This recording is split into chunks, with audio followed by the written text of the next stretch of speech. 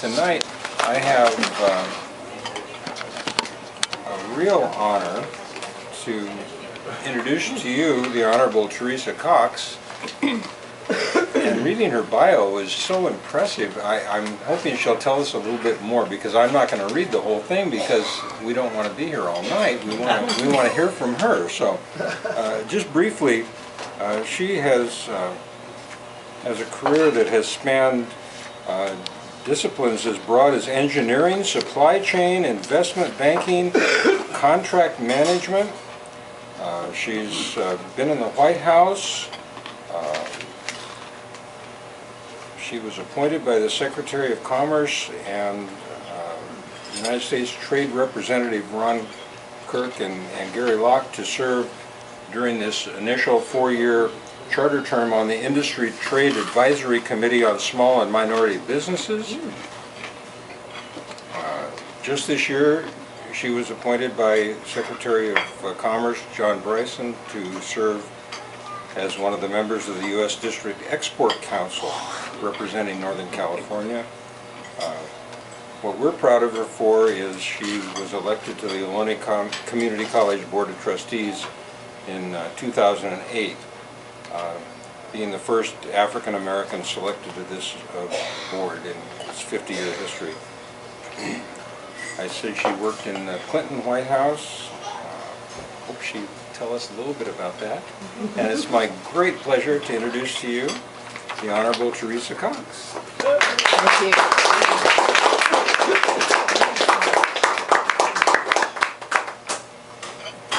Thank you so much for that kind introduction, Russ, and I want to thank Marla for extending the invitation, but also to my dear friend Pat, who also had introduced myself to Marla. And then I also see one of my fellow partners in education, Eileen McDonald, and her husband Mike. So it's good to be here and good to see everyone. I just want to first thank the Newark Optimist Club for all the wonderful work that you do in our community. I mean, you've been serving our community for over 40 years, which is incredible service that you do, but working with our youth and providing scholarships. And always the positive part is always sharing the positive outlook and every day, which all of us need, even more so even now and this day and time. But also, I just appreciate your work, especially on the Newark Library.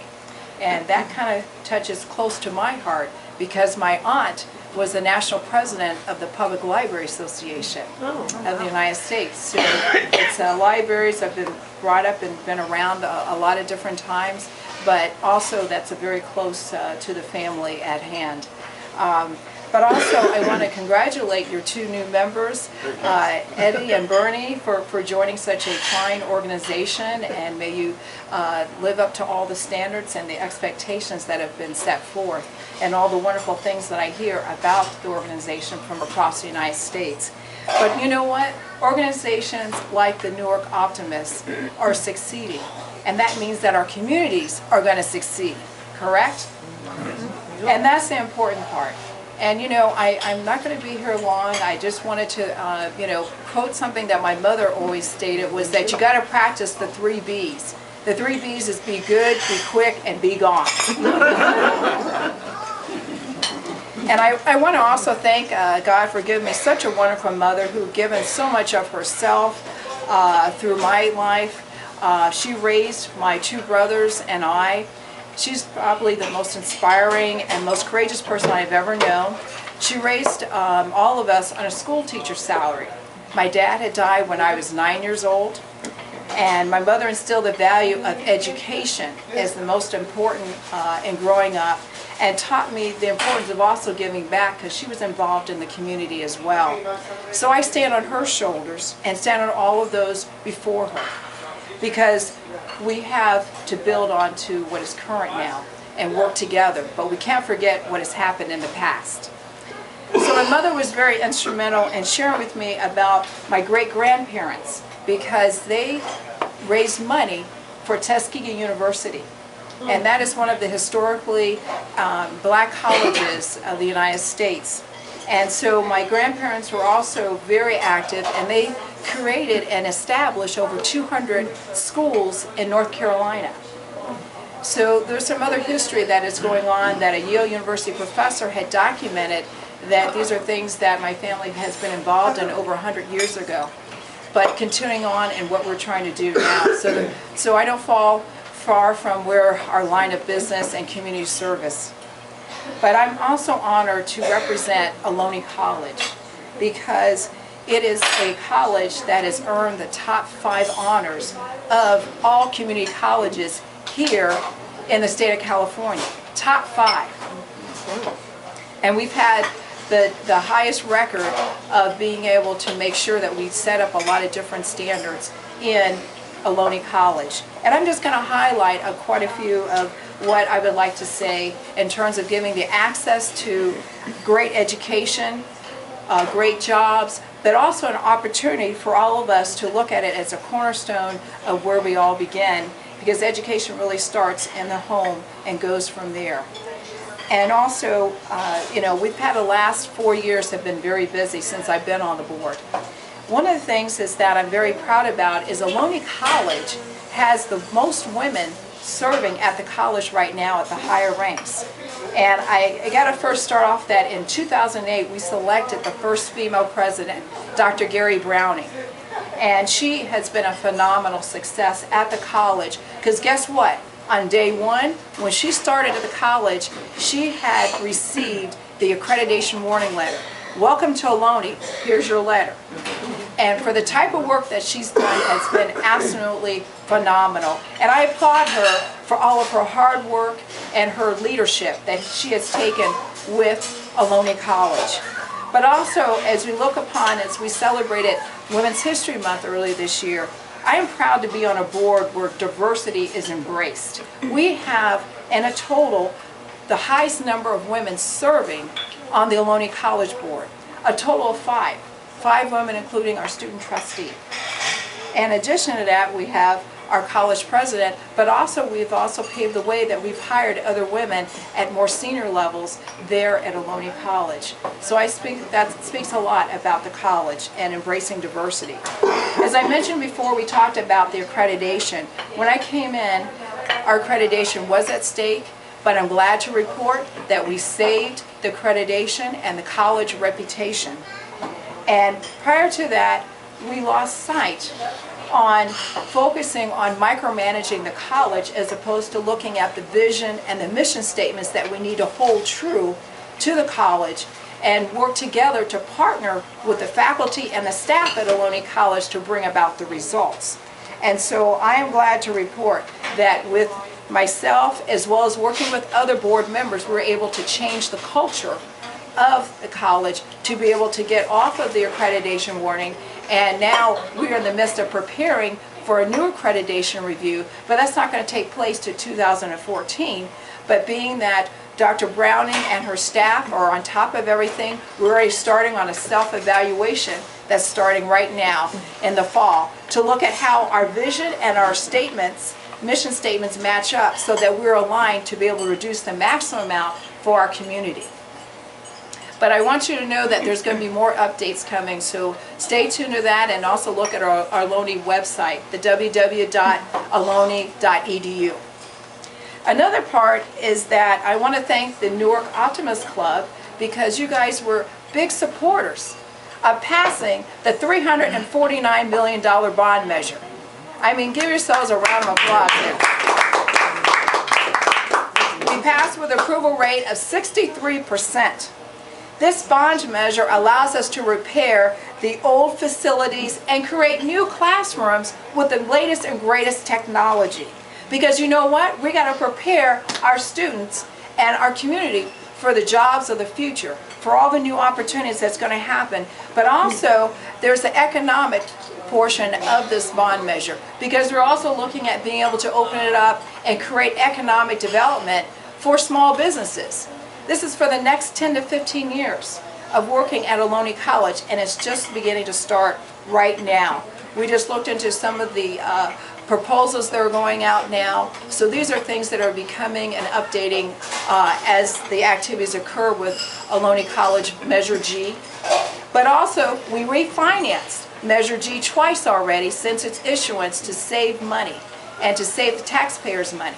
So we feel very pleased in the day of the economy. The interest rates have been low, that we'll be able to give back the monies back to be able to reallocate and use them for for projects still at Ohlone College. Now, I mentioned with the bond measure, another part that we're carving out is that we're working on the solar project. This is where we installed, over the last couple months, over 5,000 photovoltaic panels that were installed at Ohlone College. And that is to be able to help us save money, over $400,000 a year, and saving money on the college bill. Because now we're environmentally friendly, as you know, from helping to build the campus at Newark, now we're doing it here at the Fremont campus. So those are things that we can anticipate, because we know that there's work that's going to be coming on that's going to help us with the budget crisis that is happening. And so one of the things is that we're able to generate 2 megawatts of power, and that's going to save the district, again, $400,000 per year starting in January. So I hope that all of you will plan to attend our Flip the Switch ceremony that's going to take place in spring. So bring your flashlight. Now, another part of Ohlone College that we're working on is the frontage property. And so that's the property you see as you drive down Mission Boulevard, but it's the property on the left and on the right side, but more on the front, and swerves around to the right side if you're facing the campus, okay? And with the guidance and support of all of my fellow board members, we are moving forward towards looking at developing the frontage property. This too will provide income for the college, as we may have gaps in budget to support the college directly from the state level. We are looking at ways on how we can come with other revenue to help us during this time. And also that, you know, I know that you've probably seen that we went through the frontage property before, but I think we're going to be on a a rapid pace and be able to help bring some sort of closure to the frontage property, but also to be able to look at the new sources of revenue that will present itself as we're moving forward with the project. One of the other things is that I'm going to talk about the community college budget. Okay, you read about it in the paper. All of us that are education, like a lot of you here, are faced with how do you make yourself, how does the education have a quality education to give to the community while you're given less money to do that. So one of the things is, the first time in a long time at Ohlone College, we have actually had the pleasure of hiring new faculty and new college administrators. And the reason why, you're thinking, well, wait a minute, I thought you guys were having a budget crisis. Well, what's happened is that we have cut back, and we've been so successful in downsizing that we had to really reevaluate all the levels of who is the staff and the administrators that are supporting the college.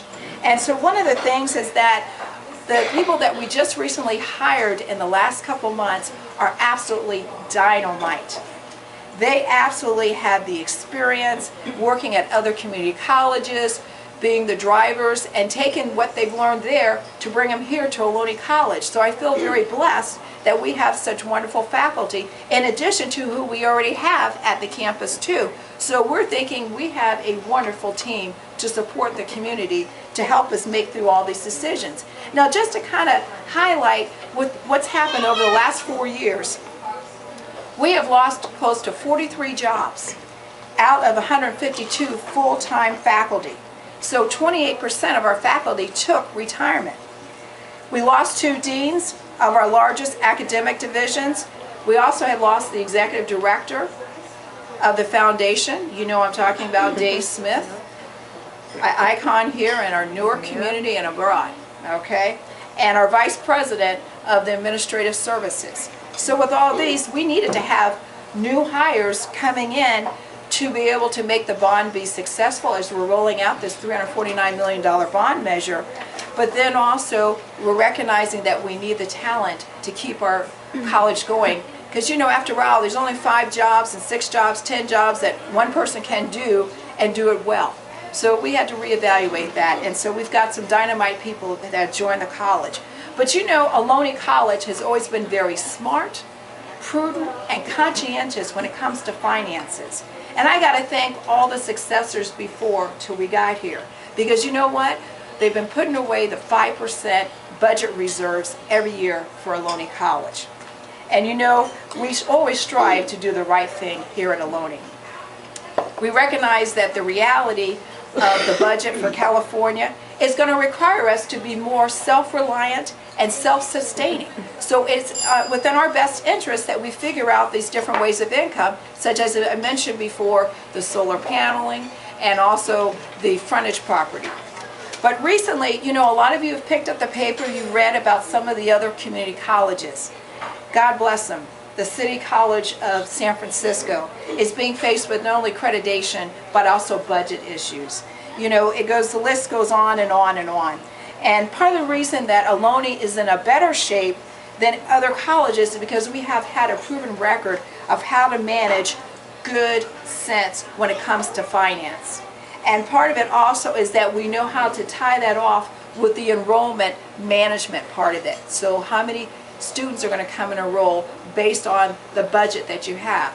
So what we've done is that we have put together some sort of wisdom and a factor measured into the budget each year. And part of that is what we consider that we put aside 5%, which is our rainy day reserves, but also at the same time, each year we include a deficit factor in the budget. So in anticipation that the state, they will always seem to provide us lately less than what we expect, okay? And we added an extra factor in there to anticipate that in our budget.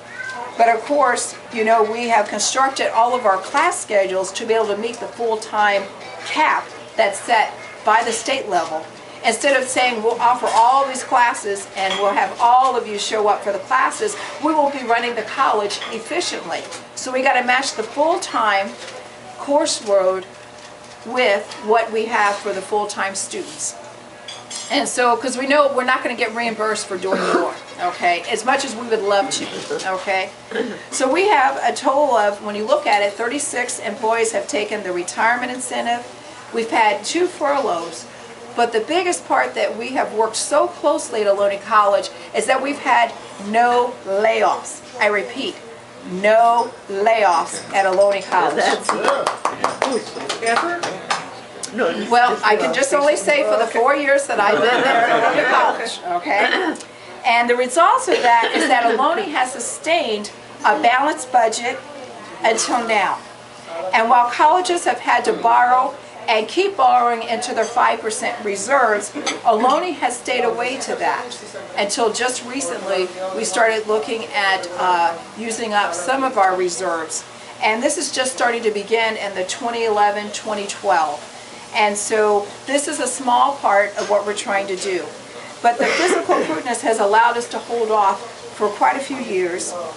And with the anticipation of a general fund shortfall, you know, we had close to $900,000, basically $1 million was cut out of our budget this past year.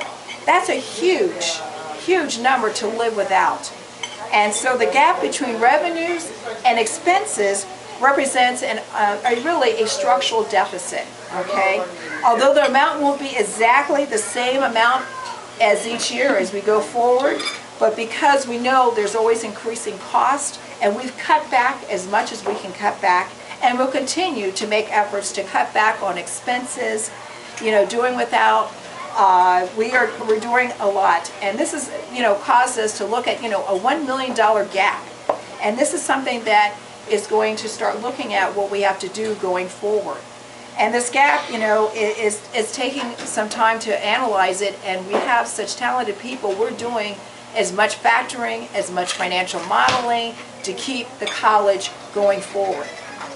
And so I would just like to say, you know, like the reserves is like the district savings. It's like you and I have our savings account that we got to draw upon it, but you also at some point got to go back and replenish it so you have those savings coming back. So this is no different than what's happening right now. And so we're trying to figure out ways on how to do this, and I look forward to all of you partnering with us. But also, the other part of it is that when we looked at the number of the students, okay, when I came to Ohlone 4 years ago, 2008, came on the board, we had close to 20,000 students that we were servicing, okay? This is including the online, coming in and sitting in the classrooms.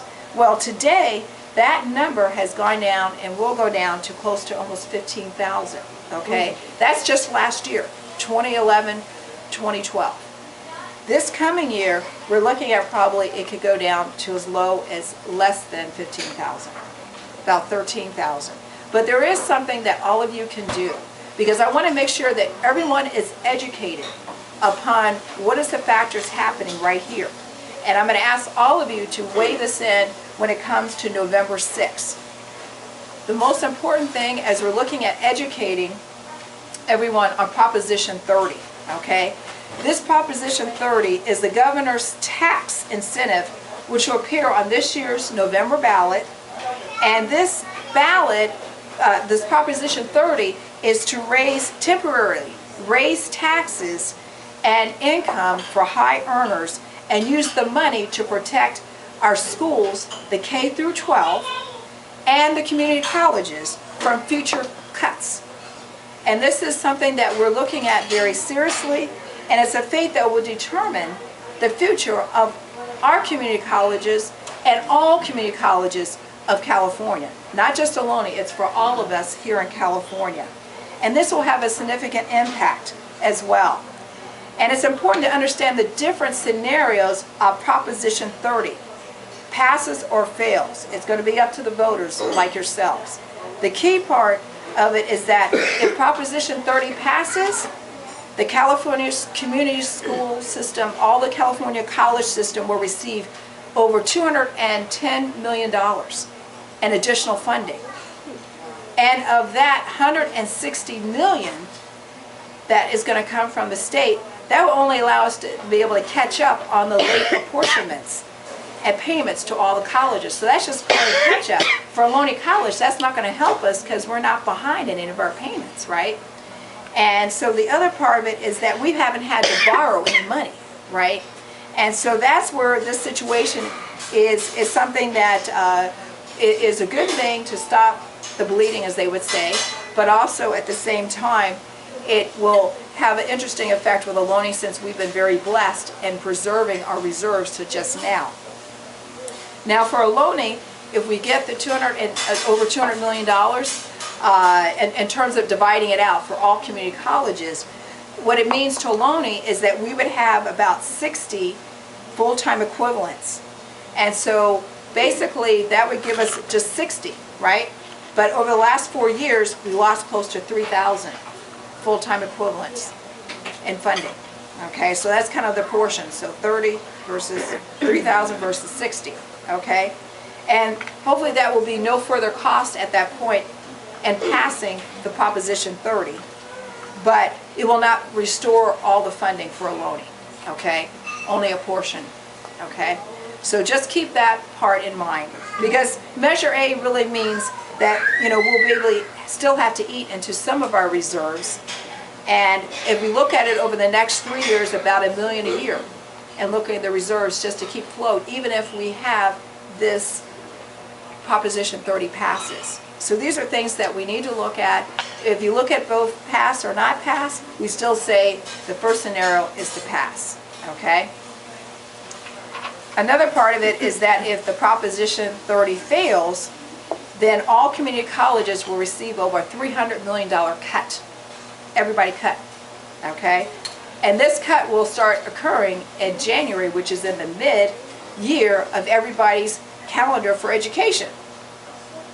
So this would also be a very serious impact. And when you look at it for the Ohlone impact, it looks like about 2.5 million.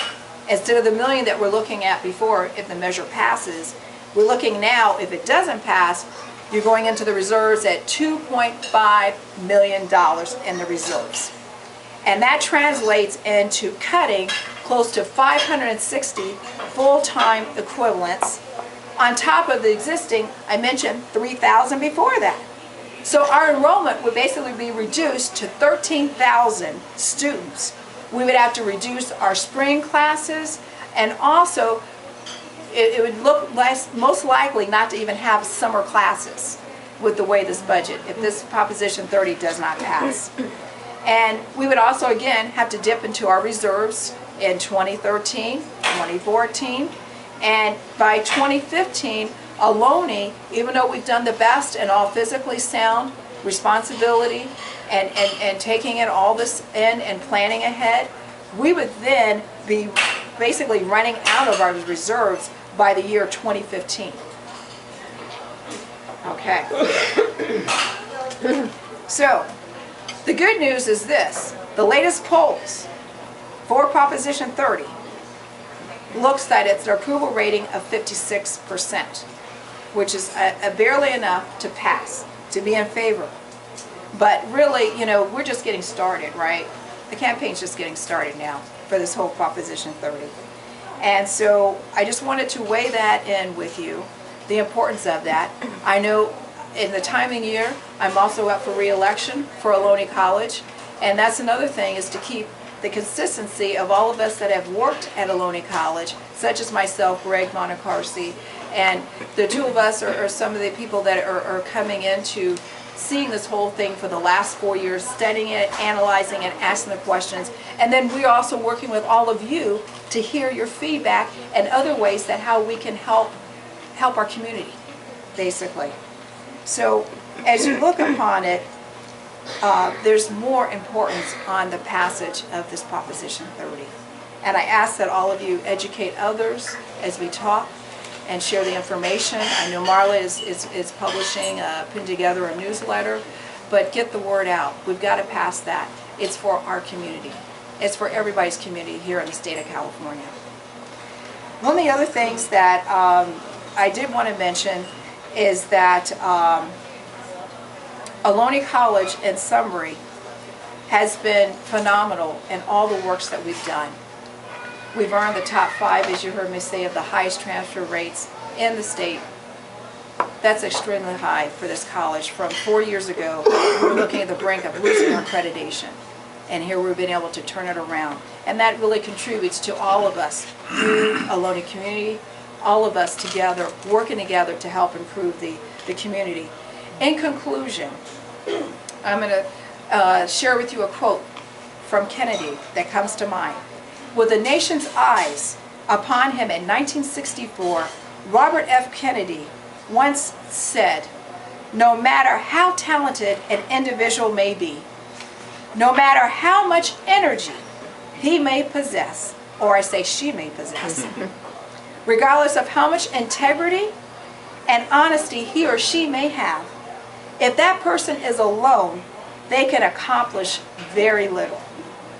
I am deeply grateful to all of you who are present today and those who are not present, because you have helped us, you have helped me along life's journey. I want to thank you from the bottom of my heart, and as true to our Ohlone motto, we are a world of cultures, united in learning, living, and working together. Together, we can make a difference in our community, now and in the future. I look forward to working with each and every one of you. Thank you so much for giving me this opportunity to speak with you. Thank you on behalf of Ohlone College.